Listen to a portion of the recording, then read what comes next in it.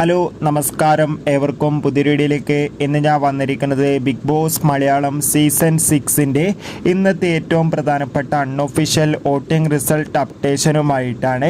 വീഡിയോയിൽ മുൻപ് video like ചെയ്യുക, ചാനൽ സബ്സ്ക്രൈബ് ചെയ്യുക. ഈ വരുന്ന മെയ് മാസം ധാരാളം ചിത്രങ്ങൾ OTT റിലീസ് ചെയ്യാൻ പോവുകയാണ്. നമ്മുടെ ചാനൽ ഭാഗം പരിശോധിച്ചാൽ നിങ്ങൾക്ക് കാണാം.